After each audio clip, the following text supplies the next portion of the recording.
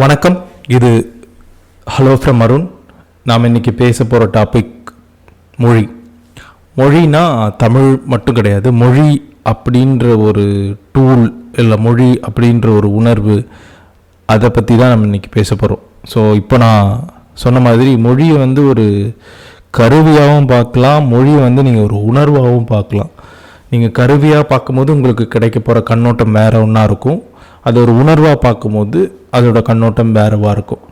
So இப்படி இருக்கும்போது என்னுடைய மொழி பற்றிய புரிதலும் அதை சார்ந்து நான் தெரிஞ்சுக்கிட்ட விஷயங்களுக்கும் மேலே நான் மொழிக்குன்னு ஒரு கண்ணோட்டத்தை இருக்கேன், எனக்குன்னு ஒரு பர்செப்ஷன் இருக்குது. இதுதான் மொழி, இதுதான் லாங்குவேஜ் அப்படின்னு. அந்த பர்செப்ஷன் பற்றி தான் நான் இன்றைக்கி பேசணும் அப்படின்னு சொல்லி நினச்சேன். ஸோ மொழி எப்படி உருவாயிருக்கும் அப்படின்றத பற்றின ஏகப்பட்ட ஆராய்ச்சிகள் போயிட்டுருக்கு. அதுக்குன்னு ஒரு ஃபீல்டே இருக்குது. லிங்குவிஸ்டிக் ரிசர்ச்ன்றது உலகம் முழுக்க பண்ணிகிட்ருக்காங்க. முதல்ல மொழின்னு ஒன்று எப்படி உருவாயிருக்கும் அப்படின்றது நிறைய தியரி இருந்தாலும் எனக்கு ஓகே இது மாதிரி இருந்ததுக்கான வாய்ப்பு அதிகம் அப்படின்னு தோணுச்சு. சில தியரி எல்லாமே நமக்கு கொஞ்சம் அபத்தமாகவே படும்.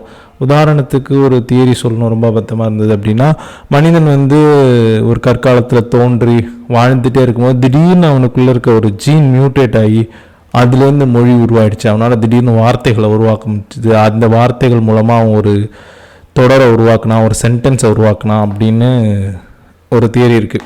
எனக்கு பர்சனலாக அது கொஞ்சம் அபத்தமாக இருந்துச்சு.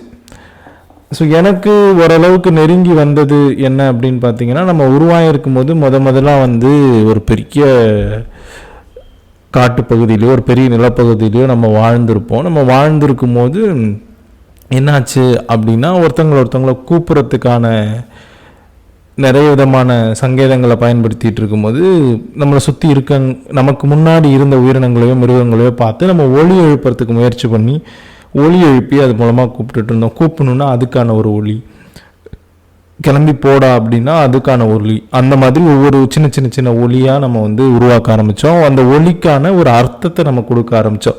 ஸோ இந்த மாதிரி நான் ஒரு சவுண்டை க்ரியேட் பண்ணனா நீ இதை செய்யணும் அப்படின்றது தான் ஒரு மொழி உருவாகிறதுக்கான அடிப்படையாக இருந்திருக்கும் அப்படின்னு ஒரு தியரி இருக்குது. அதுதான் என்னுடைய பர்ஸ்பெக்டிவில் ஓரளவுக்கு என்னால் நம்பக்கூடிய வகையில் இருந்துச்சு.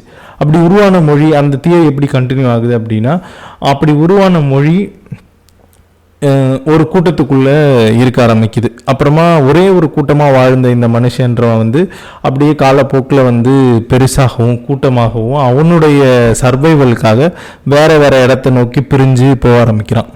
அப்படி போக ஆரம்பிக்கும் போது ரொம்ப தூரத்தில் போயிடுறான். உதாரணத்துக்கு சொல்லணும்னா, இப்போ இந்தியா மாதிரி ஒரு இடம் இருக்குன்னு வச்சுக்கோங்க. இப்போ நம்ம வாழ்ந்துட்டு இருக்க நிலப்பகுதியில் இருந்து தான் முதல்ல ஒரு கூட்டம் உருவாக்கணும்னு சும்மா சொல்கிறேன். அதுக்கான எந்த விதமான சான்றிதழும் இல்லை, உறுதிப்படுத்தக்கூடிய சான்றிதழ் அப்படின்னு ஒன்று எதுவுமே கிடையாது. ஒருவேளை இந்த மாதிரி ஒரு இடத்துல உருவாயிருந்தான் அப்படின்னா அவன் அடுத்த சர்வைவல் இங்கே ஒரு 10,000 பேருக்கான வளங்கள் தான் இருக்குது, நான் வேற ஒரு இடத்துக்கு போய் பொழைச்சிக்கிறேன் அப்படின்னு அங்கே போகும்போது காலப்போக்கில் அவனுக்கான ஒளியை மாற்றுறான். இதுதான் இது அப்படின்ற மாதிரி. இது அப்படியே பெருசாகி என்ன ஆகுதுன்னா, அந்த இரண்டு கூட்டங்களுக்கு நடுவில் பிரச்சனைகள் வர ஆரம்பிக்குது. பிரச்சனைகள் வரும்போது அவனை தன்னை பாதுகாத்துக்கிறதுக்காக அவனுக்கான அந்த ஒலி அமைப்பில், அதுதான் மொழி, அவனுக்கான மொழியில் அவனுக்கு மட்டுமே புரியக்கூடிய சில வார்த்தைகளை உருவாக்குறான். இப்போ உங்களால் அந்த வார்த்தைகளை பேச முடியல, புரிஞ்சிக்க முடியலன்னா நீங்கள் வேற ஒரு கூட்டத்திலேருந்து இங்கே வந்திருக்கீங்க அப்படின்னு சொல்லி அர்த்தம். ஸோ இது மூலமாக அவன் என்ன பண்ணுறான், மொழியை தன்னை பாதுகாத்துக்கிறதுக்கான ஒரு கருவியாக முதல்ல உருவாக்குறான். இதுதான் அந்த தியரி நமக்கு சொல்ல வர விஷயம். ஸோ அவனோட சர்வைவலுக்காகவும் அவனோட கம்ஃபர்ட்டுக்காகவும் அவன் உருவாக்கிக்கிட்ட ஒரு கருவி தான் மொழி. சரி, இது வெறும் கருவி தானே, இது எப்படி நம்ம இன்னைக்கு இருக்கிற அளவுக்கு என்னுடைய அடையாளம் தான் இந்த மொழி அப்படின்ற அளவுக்கு மாறி வந்திருக்கே, அது எப்படி அப்படின்னா, அந்த மொழி அப்படியே காலங்காலமாக மேம்பட ஆரம்பிக்குது. அந்த கூட்டத்தோட நெருக்கமாக மாறுது, அந்த கூட்டத்தோட அடையாளமாக மாறுது. நான் சொன்ன மாதிரி நீங்கள் அந்த மொழியை புரிஞ்சுக்கிட்டாதான் அவன் என்ன சொல்கிறான்றதை புரிஞ்சிக்க முடியும். ஸோ அந்த மொழியை புரிஞ்சுக்கிட்டவன் தான் அந்த இடத்துக்கான விதிமுறைகளை உருவாக்குறான். ஏன்னா இப்போ அந்த கூட்டம் ரொம்ப நாள் இருக்கணும், உயிரோடு இருக்கணும். பொதுவாக மனிதனோட அதிகபட்சமான கோல், அவனோட உயரிய நோக்கம் என்னென்னா சர்வைவல். எப்படியாச்சும் எல்லா பிரச்சனையிலிருந்தும் சர்வைவ் ஆகி நம்ம உயிர்ப்பித்து கிடக்கணும் அப்படின்றது தான் அவனோட நோக்கமாக இருந்திருக்கும். ஸோ அப்போ அவன் என்ன பண்ண ட்ரை பண்ணான் அப்படின்னா, அந்த மொழியில் தான் அவனுக்கான விதிமுறைகளை, அவனுக்கான சட்டத்திட்டங்களை உருவாக்கலாம். இன்னும் சொல்லப்போனால் அந்த நிலத்துக்கான அரசியல், அந்த கூட்டத்துக்கான அரசியல் அந்த மொழி வடிவில் தான் உருவாக்கப்படுது. ஸோ இன்றைக்கும் நீங்கள் அந்த மொழியை புரிஞ்சிக்காமல் ஒரு இடத்துக்கான அரசியலையோ இல்லை அந்த இடத்துக்கு அந்த மக்களுடைய மனநலனையோ புரிஞ்சுக்கிறது ஈஸி கிடையாது. உங்களால் புரிஞ்சிக்க முடியாதுன்னு கிடையாது. ஆனால் நீங்கள் அந்த மொழியை புரிஞ்சிக்கும் போது, அந்த மொழி வழியில் அந்த மக்களை நீங்கள் அணுக ட்ரை பண்ணும்போது உங்களால் வந்து அதை ஈஸியாக புரிஞ்சிக்க முடியும். உதாரணத்துக்கு இப்போ நீங்கள் ஜெர்மனி போகிறீங்க அப்படின்னா உங்களுக்கு ஜெர்மன் தெரிஞ்சிருக்கும் போது அவன் என்ன பண்ணுறான் அப்படின்றது புரிஞ்சிருக்கும். உதாரணத்துக்கு நம்ம அரசியலை எடுத்துப்போமே, இப்போ வந்து நம்மக்கிட்ட வந்து இந்த கேஸ்ட் பேஸ்டு சிஸ்டம்லாமே இருக்குதுன்னு வச்சுக்கோங்களேன். அதில் வந்து நம்ம வந்து தாழ்த்தப்பட்டவர்கள் அப்படின்னு ஒரு பகுதியை உருவாக்குறோம். அது எப்படி வேணால் நீங்கள் எடுத்துக்கலாம். ஆனால் அவங்க தாழ்த்தப்பட்டவர்கள் அப்படின்ற வார்த்தை என்ன சொல்ல வருதுன்னா, வேற எவனோ ஒருத்தன் அவனை தாழ்த்துறான், அது சரியானது கிடையாது. அதே தாழ்ந்தவர்கள்னால் இயற்கையாகவே அவன் தாழ்ந்த ஒரு ஆள் அப்படின்ற மாதிரி இருக்கும். அப்போ தாழ்த்தப்பட்டவர்களுக்கான அந்த வார்த்தையில் இருக்க நுணுக்கம் உங்களுக்கு புரியும் போது உங்களுக்கு அந்த அரசியல் உங்களுக்கு புரிய ஆரம்பிக்குது. இப்போ இந்த தாழ்த்தப்பட்டவர்கள்ன்ற ஒரு இடத்துல லேபிள் பண்ணுறது சரி அப்படின்னு நான் சொல்ல வரல. ஆனால் அவன் ஏன் அப்படி லேபிள் பண்ணியிருக்கான் அப்படின்றது உங்களுக்கு புரிஞ்சாதான் அதை மாற்றுறதுக்கோ அதை நோக்கி ஏதோ ஒரு நடவடிக்கை எடுக்கிறதுக்கோ உங்களால் முடியும் அப்படின்றது தான் நான் சொல்கிறேன். ஸோ இப்படி தான் அந்த மொழி வந்து கொஞ்சமாக அந்த சுற்றி இருக்கிற மனுஷங்களுக்கும் அந்த கூட்டத்துக்கும் ரொம்ப நெருக்கமானதாக மாற ஆரம்பிக்குது. அப்போ மொழி வந்து கருவி கிடையாதுல்ல, கருவின்ற ஒரு இடத்துலேருந்து அதிகமாகி அது அவனோட அடையாளமாகவோ அவனோட உணர்வாகவோ மாறிடுச்சு. இதில் என்ன பிரச்சனை அப்படின்னு கேட்டால், அதில் வந்து ஒரு பர்டிகுலர் டைம் வரைக்கும் எந்த விதமான பிரச்சனையும் இல்லை. ஏன்னா அந்த மொழியை உருவாக்கினவன் எதுக்கு உருவாக்கினா, ஏன் பண்ணனா அப்படின்ற விஷயம் காலங்காலமாக கடத்தப்பட்டுகிட்டே வருது. இதுக்கு நடுவில் தான் நம்ம உலகமயமாக்கல் அப்படின்ற ஒரு விஷயத்தை கொண்டு வரும். இந்த டெக்னாலஜி எவால்வ் ஆக எல்லா மொழிகளும் எல்லா மனிதர்களும் எல்லா இடத்துக்கு பயணப்படுவதும் எல்லாத்தோடையும் கலந்துறதுக்குமான ஒரு வாய்ப்பு அமையுது.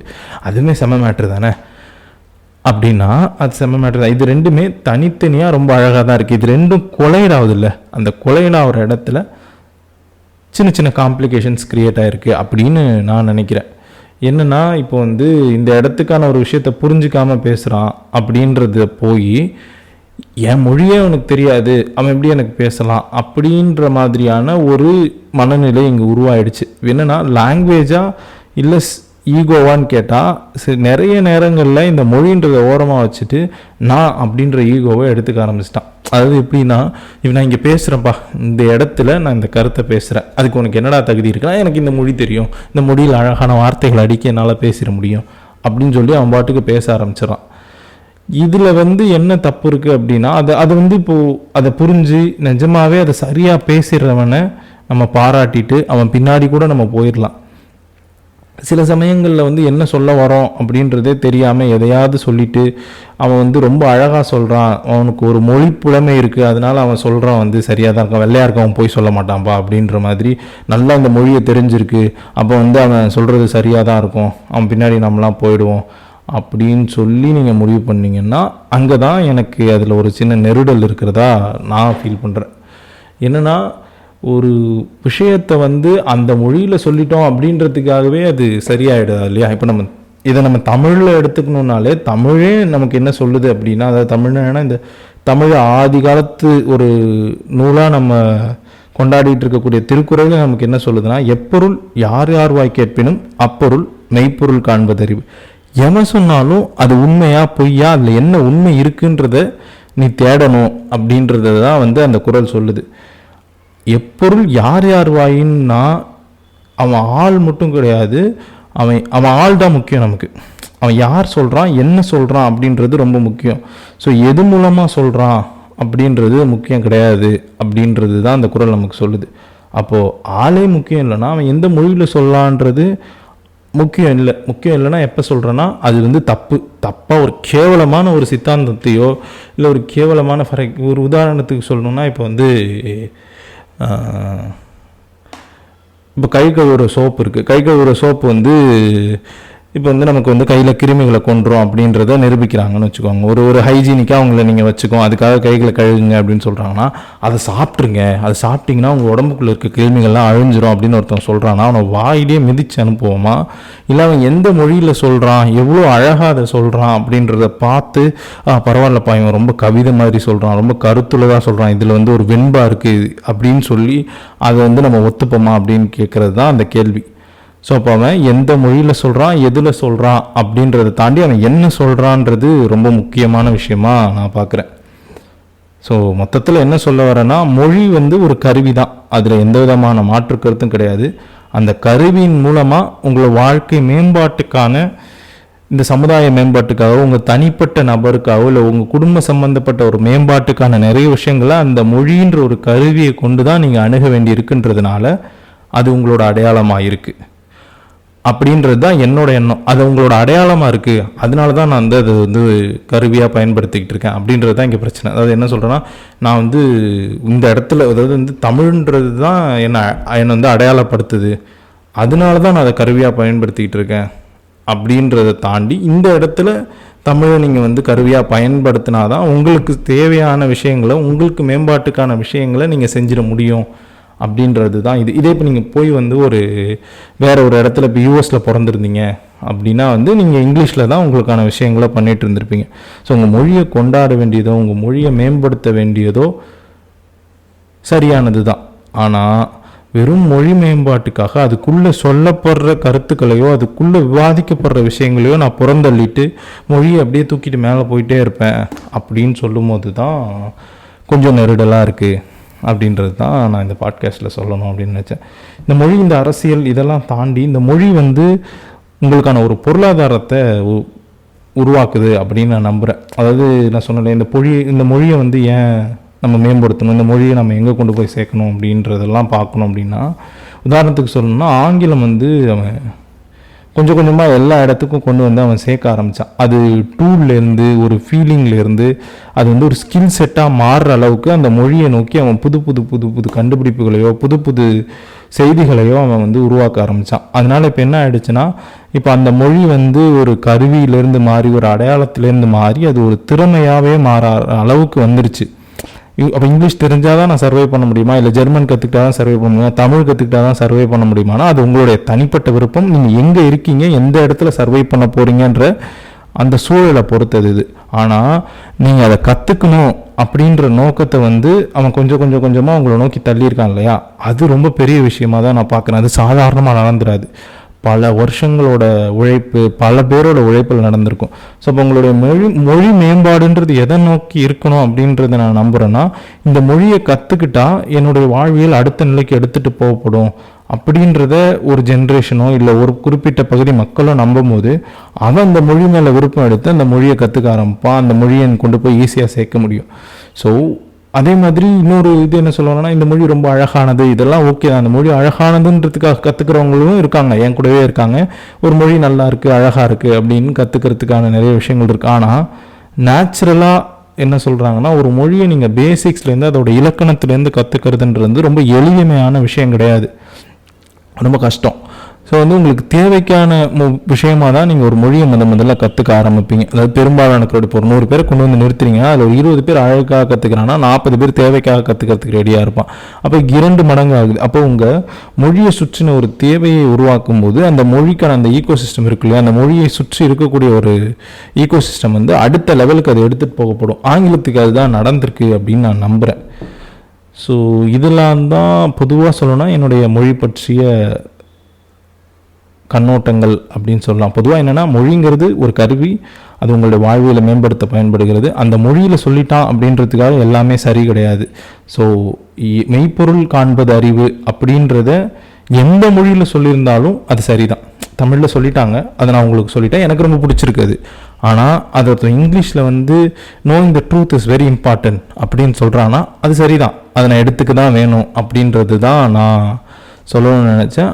மொழியோட மேம்பாடுன்றது வெறும் கவிதையாகவும் கவித்துவமாகவும் கதையாக மட்டும் நகரக்கூடிய விஷயமா இருக்காது அப்படின்னு எனக்கு தோணுது. ஸோ இது எல்லாமே என்னுடைய கண்ணோட்டங்கள். உங்களுக்கு இதில் இருக்கக்கூடிய கருத்துக்கள் இல்லை மாற்று கருத்துக்கள் விமர்சனங்களை வந்து என்னுடைய இன்ஸ்டாகிராமில் நீங்கள் சொல்லலாம். இல்லை இதிலேயே இந்த பாட்காஸ்ட்லேயே கமெண்ட்ஸில் நீங்கள் சொல்லலாம். மறுபடியும் ஒரு பாட்காஸ்ட்டில் உங்களை அடுத்த வாரம் மீட் பண்ணுறேன். நன்றி, வணக்கம்.